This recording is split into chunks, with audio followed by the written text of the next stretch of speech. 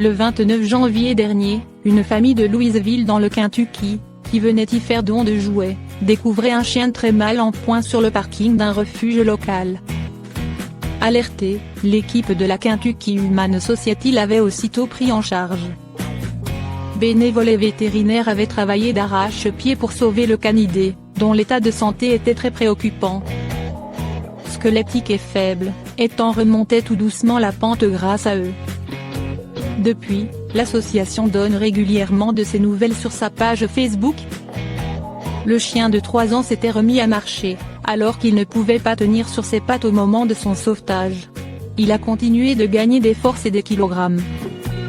Objectif de poids atteint et visite de la famille qui l'a sauvé d'ailleurs, Ethan a récemment atteint son objectif de poids. Le chien pèse désormais 36 kg, soit plus du double de ce qu'il affichait sur la balance il y a près de 5 semaines. La Kentucky Humane Society l'a, en effet, annoncé samedi dernier. Dans sa publication Facebook, l'organisation a remercié tous ceux qui ont soutenu Ethan et l'équipe qui en prend soin. Elle a également posté une vidéo montrant l'animal en pleine forme, se prélassant sur un lit et émettant des grognements tout en remuant joyeusement la queue. Pour célébrer cela, Ethan a reçu la visite des Anderson, la famille qu'il avait repérée sur le parking de la Kentucky Humane Society et ainsi permis son sauvetage, rapporte People.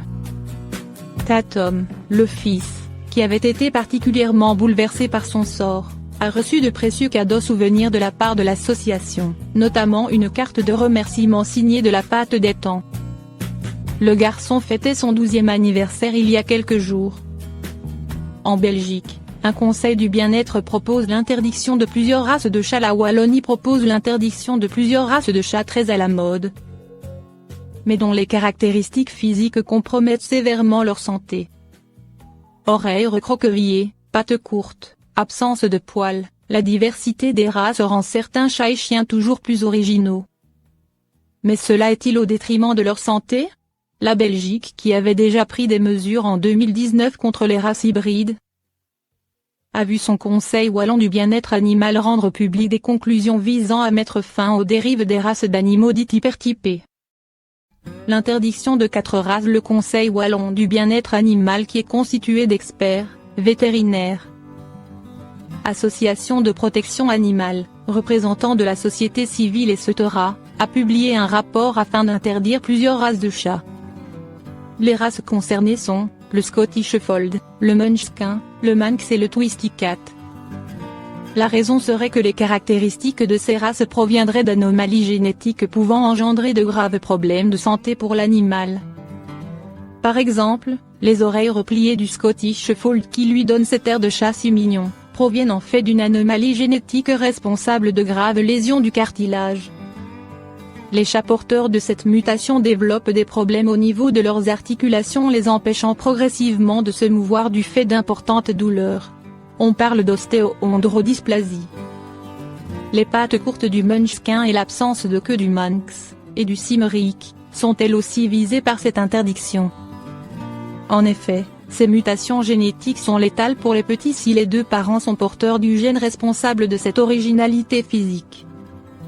Pour la reproduction, les éleveurs choisissent donc un seul parent porteur afin d'obtenir les caractéristiques attendues de la race, pattes courtes, oreilles repliées, etc. Caractéristiques qui s'accompagnent malheureusement de graves problèmes de santé. Persans et les chats nus aussi pointés du doigt. D'autres races sont aussi concernées dans le rapport. Le persan ainsi que l'exotique sont considérés comme étant des hypertypes. Le nez et les yeux sur une même ligne ainsi que leur faciès écrasé entraînent de nombreuses pathologies comme des difficultés respiratoires, un écoulement oculaire, une malocclusion dentaire et altèrent donc le bien-être et la santé de ces animaux. Le Conseil réclame des mesures afin de limiter les extrêmes au sein de ces races, nez moins écrasé, et donc d'éviter la naissance d'animaux voués à vivre dans la souffrance. L'absence de poils et donc de moustaches dans ces races serait problématique. Le sphinx ainsi que le devon rex sont aussi concernés. En effet, les chats utilisent quotidiennement leur vibrise pour se repérer dans l'espace, leur absence aurait donc un impact significatif sur leur bien-être. Les mesures envers ces races suggèrent un meilleur contrôle de ces races afin d'éviter la reproduction des individus aux physiques les plus extrêmes.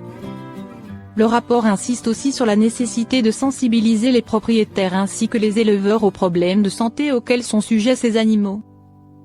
Et en France, même si l'interdiction de certaines races n'est pas encore d'actualité en France, le sujet fait malgré tout débat.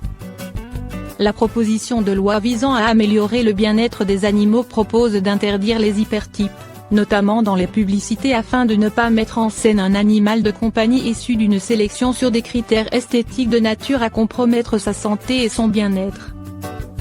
L'Association française des vétérinaires d'animaux domestiques, AFVAC, souhaite alerter le grand public sur ces animaux. Dans un article publié sur son site internet, elle indique que « les sujets hypertypés sont ni attendrissants ni craquants, ils souffrent toute leur vie ».